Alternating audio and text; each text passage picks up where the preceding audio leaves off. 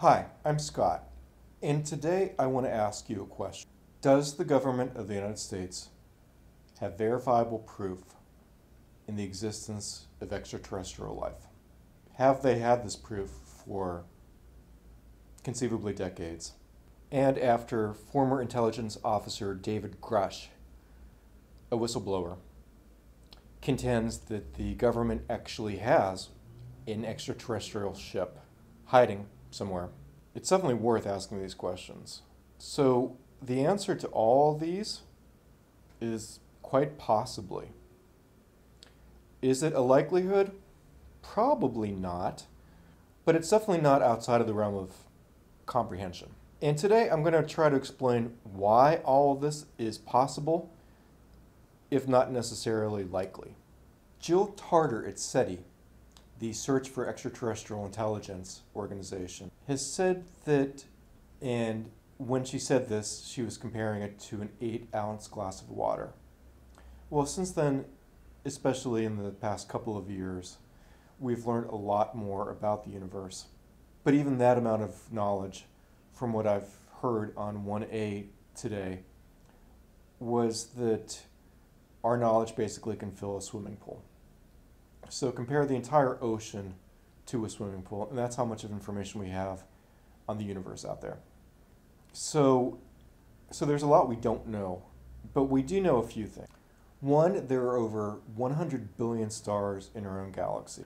There are over 100 trillion galaxies in the known universe. We also know that the Earth is one of the newer planets in the universe. And as the universe expands and grows out, new planets will form and potentially new life forms out there in space. But since we are a relatively new planet, it's also possible that each of these stars has their own solar system with their own planets. And that being said, it's also possible that there are conceivably billions of other Earth-like planets out there that could have harbored life, and still can. The Goldilocks zone is what I'm referring to.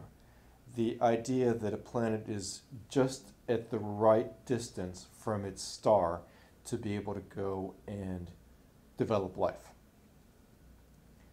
So if there were previous life forms out there, even older than us, it's quite possible that through their own technological advancement, they started going out to the universe, and they may not have found any life because at that point there wasn't any besides them.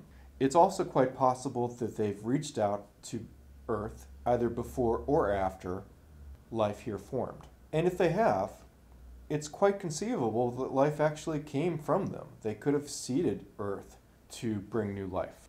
Again, I don't know how likely that is, but it's certainly a possibility. And if that's a true statement, then they may have been with us the entire time. So there's a lot of suppositions in what I'm saying.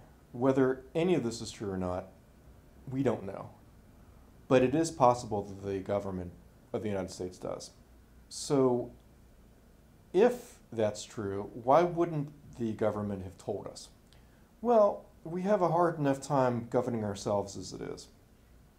We haven't been able to, as a society or a nation or global community, come together to stop things like wars and famines and devastation. We haven't helped out other countries as much as we possibly could when there have been catastrophes or cataclysms.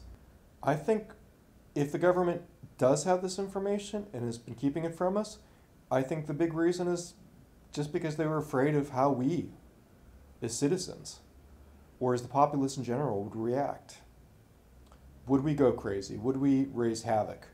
Would the stock market have collapsed? Would society itself be threatened? I don't know the answers to those questions, but I do know that humanity can be very reactionary and not necessarily to our betterment. But that being said, I think in the past 5 to 10 years, with the government's slow emergence of breaking this news to us and admitting that there are things like flying devices, what they call UAPs, or with the government's admittance of things like UAVs or unmanned aerial vehicles that could be either terrestrial or extraterrestrial in origin. I think the government, and don't get me wrong, some of this information that the government has told us may not have been of their own volition.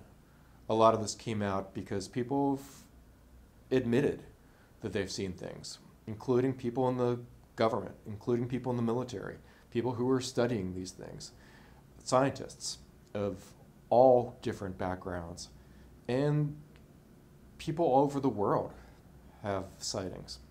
So some of this wasn't the government coming out clean and telling us the truth. A lot of this I think the government felt prompted to admit because there was so much of evidence that something was happening that they had to say something. But I think we're on the verge currently of knowing the truth very soon, possibly within our lifetimes. I think the government right now is just priming us to the possibility that this is happening out there in the universe and that we may have been visited and that they might even have a ship. And the reason I say that is because I know that there has been a stigma out there of even believing in the possibility of aliens.